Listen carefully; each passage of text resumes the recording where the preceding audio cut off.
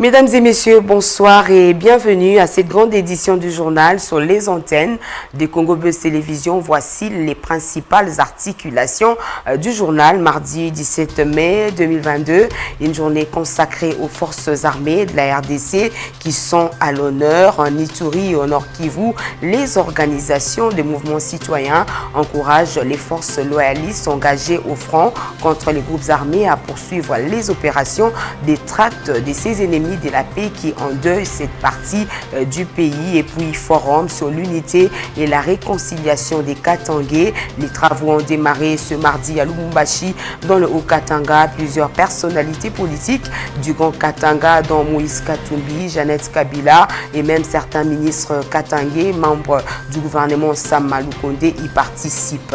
Enfin, la jeunesse quinoise se donne de plus en plus à la consommation des liqueurs fortement alcoolisées, un phénomène devenu monnaie courante dans plusieurs coins de la capitale, de quoi redouter des conséquences néfastes sur la santé. C'est tout pour les titres.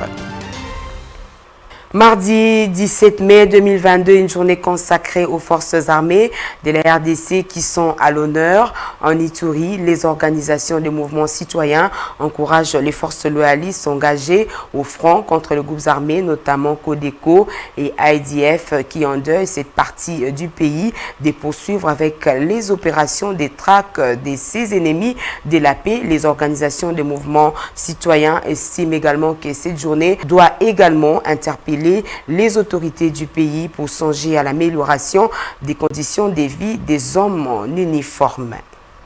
17 mai 1997, 17 mai 2022, cela fait exactement 25 ans depuis l'entrée à Kinshasa de l'Alliance des forces démocratiques pour la libération du Congo AFDL.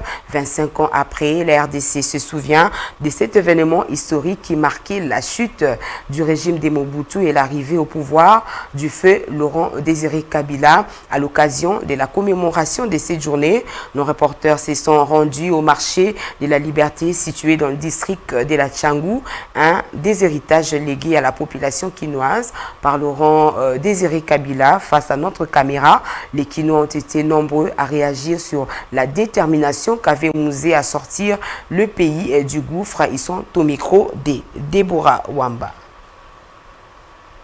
Moi, Laurent Désiré Kabila, président de la République, je jure fidélité à la nation. Le 17 mai de chaque année, les Congolais en général se souviennent de l'arrivée au pouvoir de Mouzé Laurent Désiré Kabila et l'Alliance des forces démocratiques pour la libération du Congo, AFDL en sigle. Aujourd'hui, 25 ans après Mobutu, les Congolais s'en souviennent grâce aux empreintes laissées par le feu président Mouzé Kabila. Dans la commune de Massina, par exemple, la journée est célébrée par des séances de photos à la place dite Liberté, où l'on retrouve l'un des grands marchés offerts par le président Kabila en guise de récompense pour la population de la Tchangou, connue comme révolutionnaire. Les bénéficiaires de ces marchés ont exprimé leur gratitude face aux actions qu'a réalisées les soldats du peuple, Mouzé Laurent Désiré Kabila. Nous sommes très heureux de célébrer cette date du 17 mai de l'entrée de l'AFDL et nous nous souvenons également de notre président Mouzé Laurent Désiré Kabila. Nous souffrons de son absence, nous nous réjouissons de ses œuvres, comme ces marchés de liberté. On l'appelle liberté parce qu'il nous a libérés. C'est lui qui nous a libérés de l'ancien régime dictatorial. Il fut un président que nous avons beaucoup aimé. Donc, pour que ce nom se repose en paix avant dans la liboko à Tata Nzambe.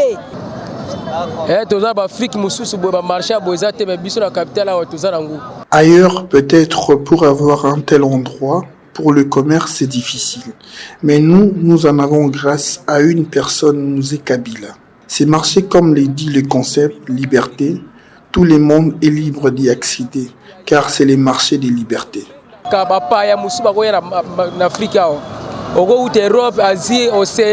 Pour rappel, l'entrée de l'AFDEL à Kinshasa mettait fin au 32 ans d'un régime dictatorial.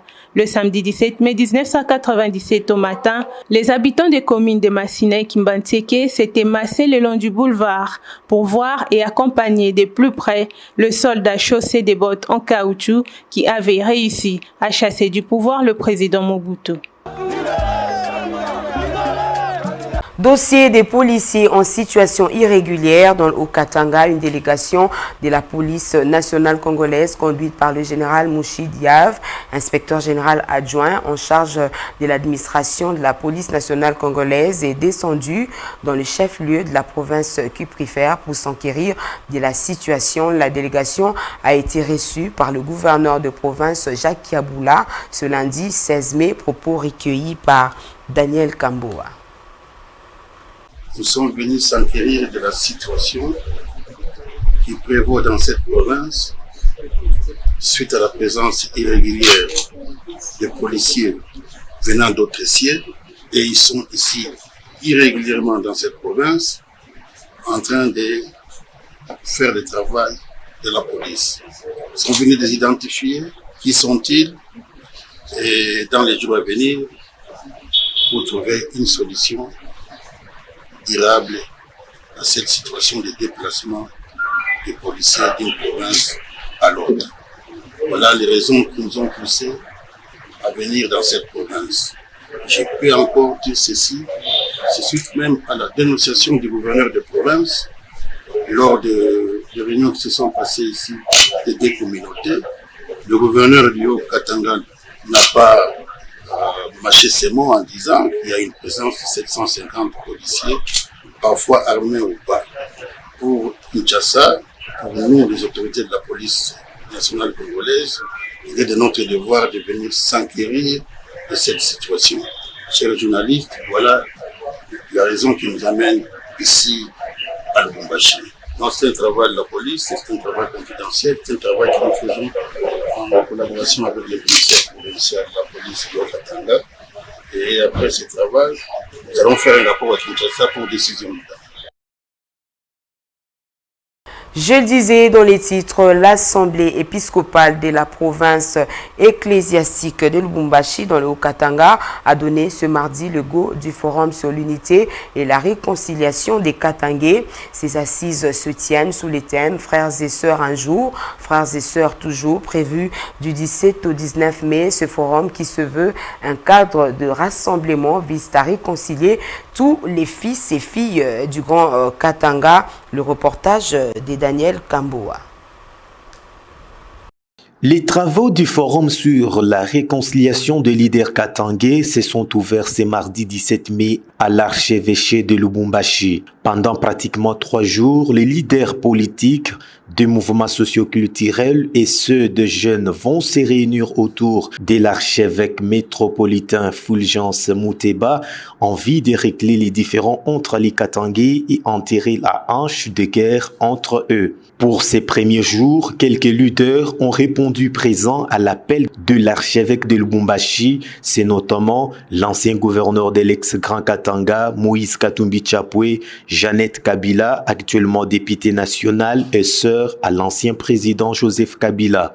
D'autres leaders katangais ont marqué leur présence à cette rencontre, parmi lesquels on note le gouverneur des provinces du Haut-Katanga, Jacques Kiaboula Katwe, le ministre national des Sports et Loisirs Serge Nkondé, Christian Mwando Simba, Jean-Claude Mouyambo et Fofo Konzi. Ces travaux marqués par l'absence de Joseph Kabila ira jusqu'au 19 mai prochain. Direction l'Assemblée nationale, examen approfondi de la proposition de loi sur la réforme électorale. C'est ce mercredi que les travaux vont débuter au niveau de la commission PAJ à l'Assemblée nationale. Selon le rapporteur de cette commission, il sera question lors de ces travaux d'aplanir les divergences des vues des élus autour de cette proposition de loi conformément au texte réglementaire et à la Constitution, n'ayant pas pris part à la plénière consacrée à la levée des options position récusant la méthodologie de travail mise en place par le président de l'Assemblée nationale. Le G13 n'exclut pas la possibilité d'aller poursuivre les échanges au niveau de la commission politique, administrative et juridique afin de faire entendre sa voix, mais à condition que les discussions soient autorisées. Pour rappel, lors de la levée des options, la plénière avait décidé de maintenir que 5 innovations sur les 18 thématiques proposées par le G13 et d'autres n'ont pas été retenues car certaines heurtent les dispositions constitutionnelles. Parmi les propositions adoptées figurent la suppression du seuil électoral, la publication des résultats bureau de vote par bureau de vote et la légalisation du vote électronique en RDC. Après le travail de la commission, le texte sera soumis au vote une fois adopté. Il sera envoyé au Sénat pour la seconde lecture. On ne quitte pas encore les couloirs de l'Assemblée nationale. Le député national Claudel Loubaya a défendu lundi 16 mai devant l'Assemblée nationale sa proposition de loi relative à l'aviation civile. Ce texte apporte un certain nombre d'innovations dans le secteur de l'aviation civile, destinées notamment à renforcer la législation en matière de répression d'accidents et incidents d'aviation civile.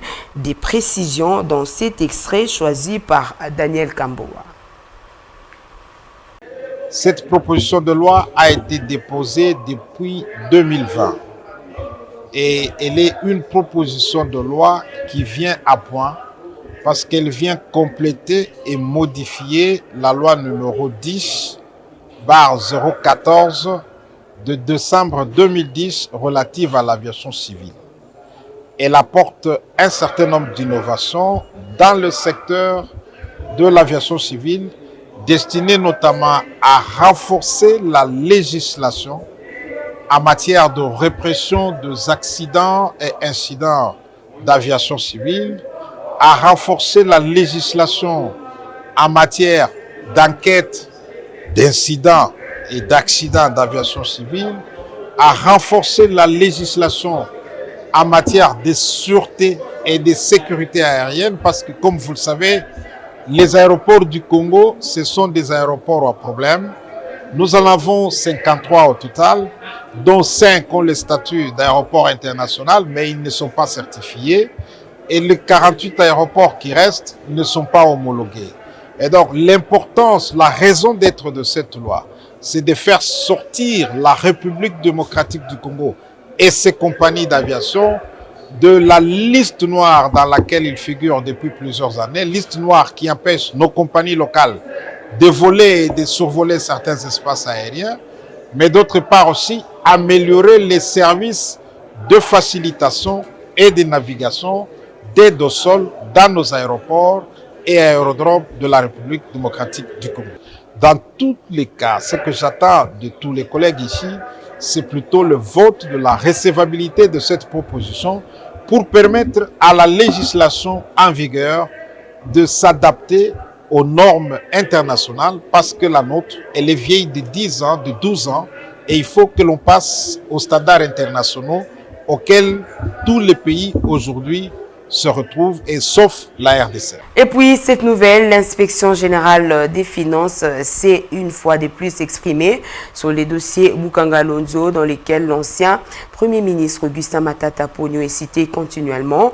Dans un communiqué publié ce lundi 16 mai, l'IGF dit noter qu'à ce stade, elle ne peut plus communiquer sur les dossiers étant donné que la justice s'en était déjà saisie. Toutefois, elle relève dans son document que Matata Ponyo est bien l'auteur intellectuel, matériel et principal de cet échec.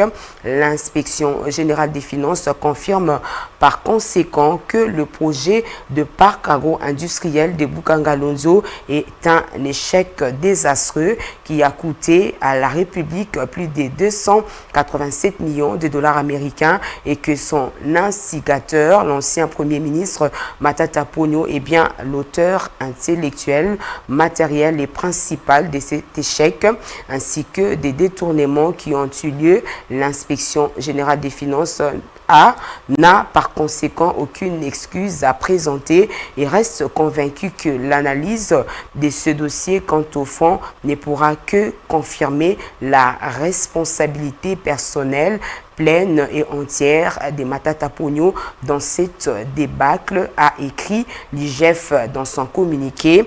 L'inspection générale des finances rappelle que son audit sur la gestion du parc agro-industriel de Boukangalonzo avait été sollicité par l'ex-premier ministre lui-même et donc il ne s'agit nullement d'un acharnement. Dans un autre volet de l'actualité, en séjour en Angola pour la 8e édition de la PO, le ministre congolais des hydrocarbures Didier Boudimbu et son homologue équato-guinéen Gabriel Obiang Lima ont eu un tête-à-tête avec en toile de fond approfondir la réflexion sur le projet en étude de la mise en place d'un pipeline traversant les pays d'Afrique centrale. Il s'est également agi de la question de l'appel d'offres. Gabriel Obiang Lima a fait savoir à son homologue que son pays compte bien prendre une part active dans ce processus à venir. Et tout à fait autre chose à présent, bonne nouvelle pour les retraités rentiers qui vont toucher les salaires avec une augmentation partant de 350% à 891% selon leur grade à partir du mois de juillet prochain. Déclaration faite par le ministre de la fonction publique Jean-Pierre Liaou lundi 16 mai au cours d'une conférence de presse. Le reportage de Jacques Mouléné rendu ici par Déborah Wamba. Le vice-premier ministre de la fonction publique Jean-Pierre Liao a annoncé le lundi 16 mai devant la presse l'augmentation des salaires de retraités et des rentiers selon le poste allant de 350 à 891%. C'est depuis le week-end passé, lors du 53e Conseil des ministres, que la réforme portant l'unification des régimes de retraités avec à la clé la suppression du régime octroyé au profit du régime contributif porté par la Caisse nationale de sécurité sociale des agents publics de l'État a été adoptée. Le ministre de la fonction publique, Jean-Pierre Liaou, a fait cette déclaration le lundi 16 mai devant la presse. Nous croyons que le temps est venu pour que nous puissions amorcer un processus ayant pour objectif de mettre fin à ces injustices sociales qui sont inacceptables.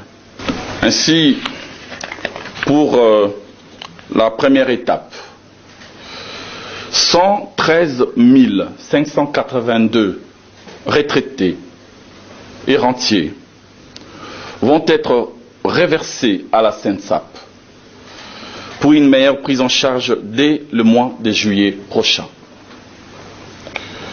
Le barème actuellement appliqué dans le cadre du système octroyé que je voudrais supprimer vont de 15 500 francs congolais par mois à Kinshasa et 8 200 par mois. Il s'y est signalé que cette réforme sera mise en application dès le mois de juillet et une nouvelle augmentation s'ajoutera au prochain trimestre. Dans un autre volet de l'actualité, au sud Ubangui, le HCR poursuit le rapatriement volontaire des réfugiés centrafricains. Sur 9008 candidats, déjà 343 personnes ont été rapatriées. Le reportage d'Esther Bompoko rendu par Maria Maba. Le rapatriement volontaire des réfugiés centrafricains vivant dans la province de Sud-Ubangui se poursuit depuis le 9 mai. 343 personnes ont été ainsi rapatriées. Près de 9800 candidats dans cette province ont manifesté jusque-là l'intention de regagner leur pays d'origine, principalement ceux des camps de Moli à la mairie de Zongo et Boyabou dans les territoires de Libengui. Cette première phase de l'opération ne concerne que 3250 personnes vivant dans les deux camps. À ce jour, le HCR a recensé dans les camps de Boyabou et Molé, au sud de Bangui, 9797 réfugiés qui ont manifesté l'intention de regagner leur pays, la Centrafrique. Cette année, le HCR compte appuyer le rapatriement de 20 000 personnes, y compris les réfugiés vivant dehors de deux camps. Leur rapatriement se fera progressivement tout au long de l'année en collaboration avec les gouvernements de la RDC et de la RCA, selon la disponibilité des ressources, a indiqué le Haut Commissariat onusien. Cette opération de rapatriement volontaire s'inscrit dans la continuité d'autres du même type organisées en 2019, 2020 et 2021. Le prochain convoi de Molé est prévu pour cette semaine, avant la poursuite de la même opération au camp des Boyabou dans le territoire de Libengé. Restons toujours ceux d'Ubangui où séjourne le ministre de la Santé, Jean-Jacques Mbungani, a remis en service la morgue de l'hôpital général de référence de Libengé d'une capacité de 4 poches. La morgue de l'hôpital général de référence de Libengé a été construite grâce au concours du HCR. La suite en images. De la parole à l'acte, lors de sa grande tournée d'itinérance effectuée dans les provinces du Nord et Sud Ubangui au mois de février dernier, le ministre de la Santé publique, Hygiène et Prévention, le Dr Jean-Jacques Mbungani Mbanda, avait fait face à plusieurs demandes de la population. À Libengé, par exemple, la population avait particulièrement insisté sur la remise en service de la morgue de l'hôpital général des références de cette cité. Celle-ci était dépourvue d'une source d'énergie pour son fonctionnement. Toute la cité n'avait donc pas un endroit où l'on pouvait garder momentanément les morts en attendant l'organisation des obsèques dans des conditions normales. Très touché par ces demandes, le ministre de la Santé publique, Hygiène et Prévention avait dès lors décidé de doter cet hôpital des kits des panneaux solaires. Chose faite, et désormais la morgue de l'hôpital général des références de Libengé est de nouveau fonctionnelle. C'est là à la grande satisfaction de la population locale. D'une capacité de 4 poches, la morgue de l'hôpital général des références de Libengé a été construite grâce au concours du HCR. Outre Libengé, le ministre Jean-Jacques Mbungani Mbanda avait également pris l'engagement de relancer et d'augmenter la capacité d'accueil de la morgue de la ville de Guémena et d'en construire d'autres. Outre Libengé, le ministre Jean-Jacques Mbungani Mbanda avait également pris l'engagement de relancer et d'augmenter la capacité d'accueil de la morgue de la ville de Guémena et d'en construire d'autres à Zongo, Kungu et Boudjala. D'ores et déjà, des experts ont été envoyés sur le terrain pour procéder à l'état des lieux et le projet va se réaliser très bientôt dans toute zone retenue dans la province du Sud Ubangui et ailleurs. Je disais également dans les titres, la jeunesse quinoise se donne de plus en plus à la consommation des liqueurs fortement alcoolisées, un phénomène devenu monnaie courante dans plusieurs coins de la capitale, de quoi redouter des conséquences néfastes sur la santé. Jemima Bolumbu s'est penchée sur la question. La consommation des liqueurs fortes fait de plus en plus rage à travers la ville-province de Kinshasa.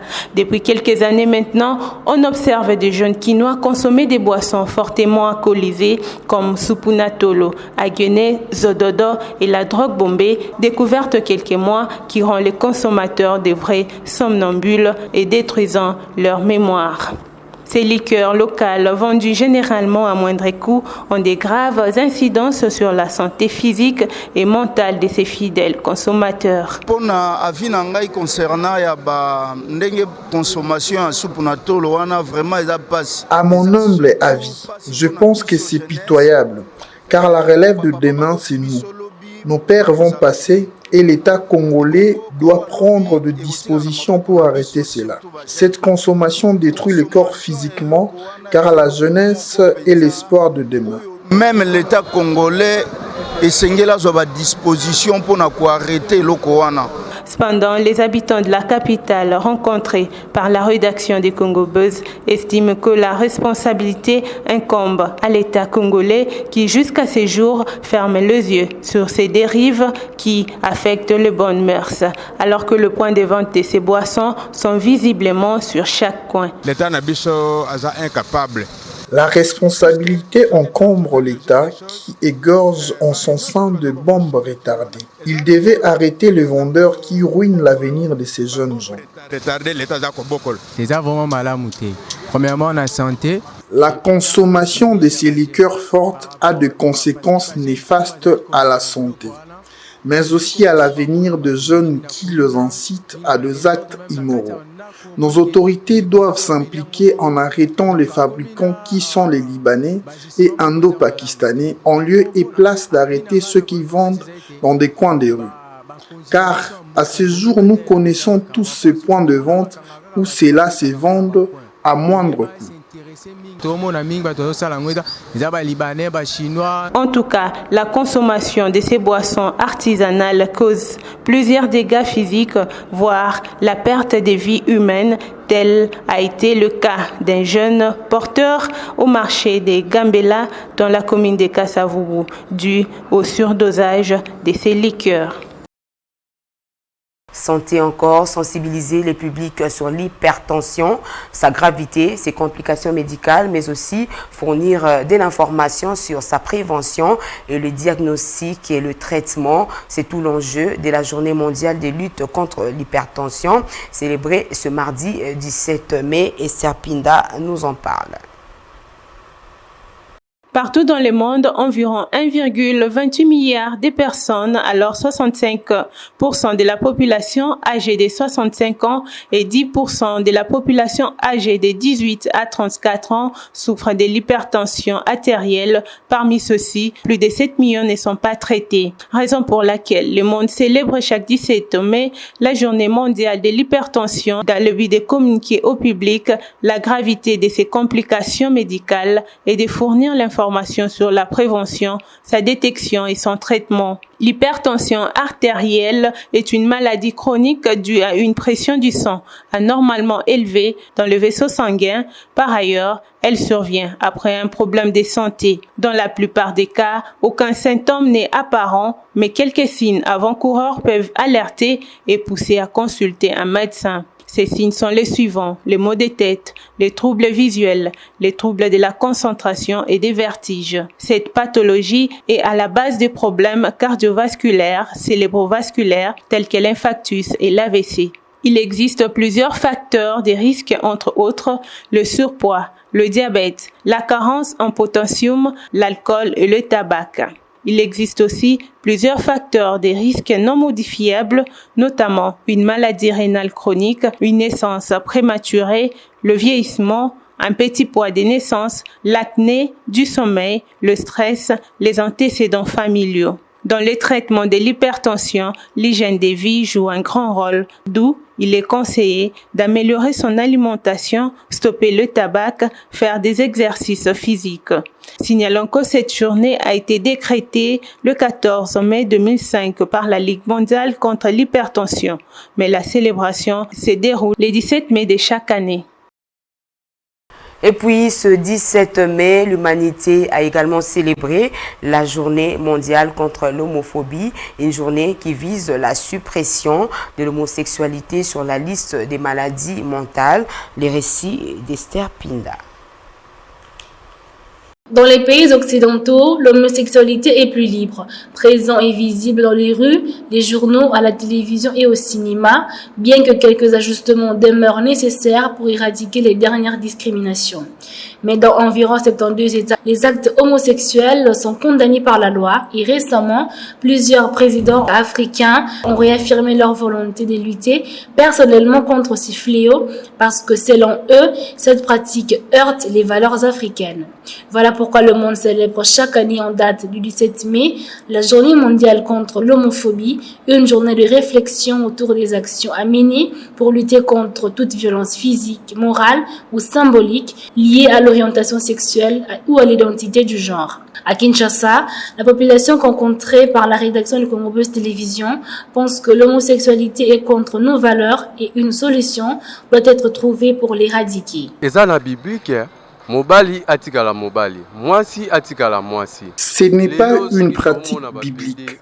Aujourd'hui, lorsque je vois des homosexuels à Kinshasa, c'est-à-dire des femmes qui sont en relation avec d'autres femmes et des hommes qui sont en relation avec d'autres hommes, cela me cause beaucoup de peine et me pousse à me demander, ils le font avec quelle intention? Chacun est venu dans ce monde avec une identité, alors évitons d'attirer la colère de Dieu. Que l'homme reste l'homme et la femme reste femme. et surtout que nous sommes des Bantous. Ceci n'est pas notre culture. Nous sommes africains et nous avons notre propre manière de vivre. Ces pratiques sont d'origine étrangère. Voilà pourquoi nous qui sommes liés à nos ancêtres et nos racines sommes contre ces choses et nous ne pourrons jamais les admettre quoi qu'il advienne.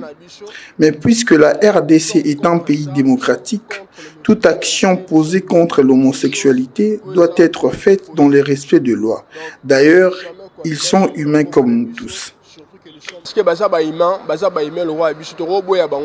Rappelons que c'est le 7 mai 2005 que la journée de lutte contre l'homophobie, la transphobie et la biphobie a été célébrée pour la première fois à l'échelle mondiale en commémoration de la décision de l'OMS le 17 mai 1990 de plus considérer l'homosexualité comme une maladie mentale.